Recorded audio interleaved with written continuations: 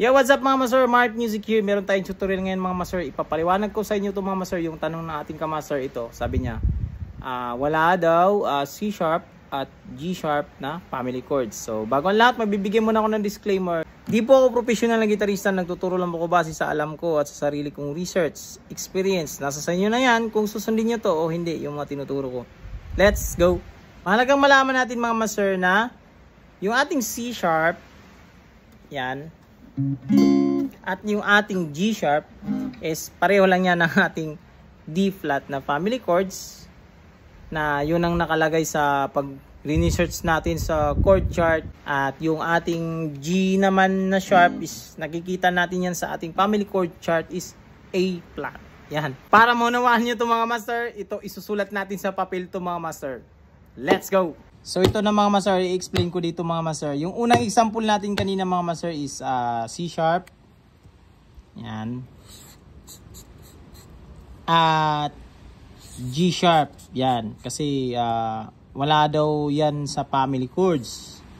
Pag meron tayong family chords ng C, kasi family chords yung sabi ng ating kamaster. So meron tayong C, D minor, E minor, F, G, A minor at B diminished. Yan. Yan yung sign ng diminished natin mga master.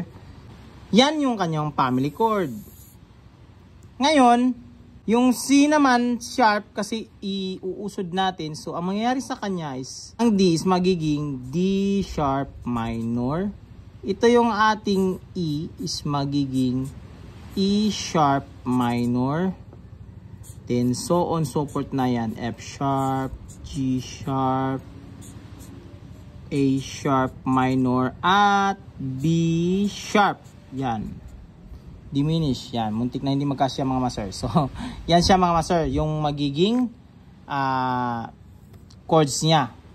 Ngayon, magtataka kayo mga master, bakit meron tayong A sharp dyan at meron tayong B sharp? Yung ating E sharp na yan is, equivalent yan is F minor. Yan. At yung ating B sharp naman is equivalent naman yan sa C. Yan. Pag itong babasihan ko, so susulat natin. C sharp, D sharp minor, F sharp, G sharp, tapos A sharp minor. So ang mangyayari sa kanya mga master, pag babasahin natin siya, kasi meron tayong tinatawag na musical alphabet. So babasahin natin siya is ganito. Tatanggalin natin yung mga sign mga master. Ito, tatanggalin yung mga sign. So, ganito siya pagbabasahin. C, D, F, F, G, A, C, C. Yan. Hindi siya kagaya nitong sa taas na mayroon tayo pagbabasahin natin yan into musical alphabet. Meron tayong C, D, E, F, G, A, B, C. Same doon sa taas natin na yung sa standard natin na C, D, E, F, G, A, B, C. Yan. Yan yung dahilan mga master kung bakit wala sa family chord chart natin itong C sharp. Yan. Sa ating G, G sharp, or balikan natin yung ating G, family chord ng G. So sa family chord ng G, meron tayong G, A minor, B minor, C, D. So ganito na siya mga master. Ganyan yung family chords ng ating G. Ito mga master, take note, ito yung family chords ng ating G. Pag kukunin na natin dito sa G sharp is ganito na siya. Of course, magiging A sharp ito, A sharp minor, yan. Ito magiging B sharp minor. Ito magiging C sharp major, D sharp major, E sharp minor, at ito is magiging F double sharp. Yan, double sharp na siya mga master, diminish. Yan. Ganyan na siya mga master. Yan, magtataka ka na naman mga master, bakit meron na naman ito double sharp? At ito bakit may B sharps? Kasi equivalent nito mga master ng ating B sharp is C minor. Yan. Same lang din dito sa paliwanag ko dito sa equivalent ng ating A sharp is F minor, yan. So, in harmonics, kumbaga yan sila. Sa ating mga keyboard, kumbaga sila yung mga itim, pero ito, is hindi to nag-i-exist doon sa keyboard mga master. Kasi notation itong ginawa ko ngayon. Naman yung F double sharp na to is equivalent naman yan sa G. Yan. G diminish. Yan. So bakit ganito yung computation mga master? Pag ilalagay kasi natin yan dito mga master sa notation natin sa baba. Halimbawa, gagawin natin yan sa baba. A sharp minor. So ilalagay natin ito. Then, sulat natin ulit yung C sharp, D sharp, A sharp, minor, yan. Tapos, yung ating G. So, ang mangyayari, ganito siya mga master. Pagbabasahin na natin sa alphabet, so, musical alphabet, so, G, A, B, C, D, E, F. Then, sa ginawa natin kanina is G, A, B, C, D, E, F. Yan. Pag ito yung ating gagawin mga master, so mayayari G, A, C, C. Missing yung ating B sa ating alphabet at na-missing din yung ating F. Yan. Ito yung ating double sharp na to is pareho lang yan sila ng ating G. Yan.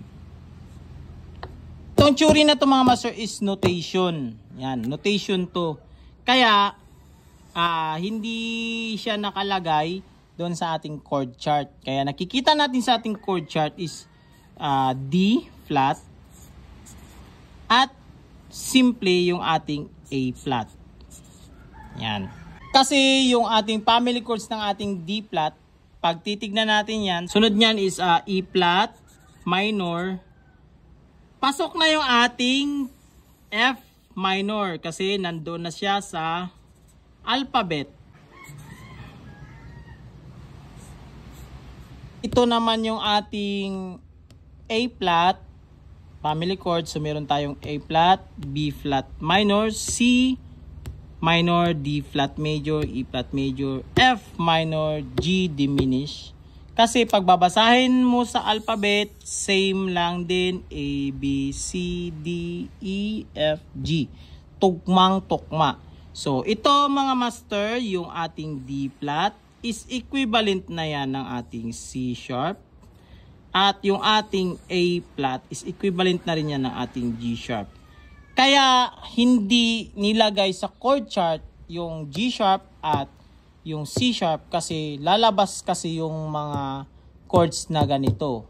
So yan, ito yung dahilan mga master kung bakit wala sa ating chord chart yung C sharp na family chords at G sharp na family chord. As beginners, hindi natin pamilyar yung ito B sharp, double sharp na yan na F, at tayo E sharp. So lalabas kasi itong mga chords na to pag ipipilit natin to ilagay. Pero hindi nangangahulugan na wala ito.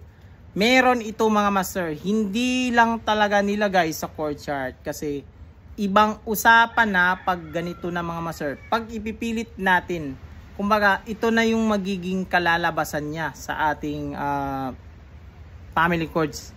Dahil yan sa ating musical alphabet theory mga master na hindi mauulit yung mga nota. Kaya kung napapansin mo dito mga master sa ating G sharp, nagkakaroon na tayo ng double sharp dyan sa ating F. Kasi kung ilalagay natin na G, diminish, so nauulit. Ang mangyari sa kanya magiging G, A, B, C, D, E, G. G. Yan. So nauulit. Same din dito mga master, dapat F minor na lang or C diminished. So pagbabasahin naman natin yan mga master sa ating musical alphabet. So magiging ganito siya mga master. C, D, F, F, G, A, C, C. Oh, so hindi siya pasok. Kumbaga off siya.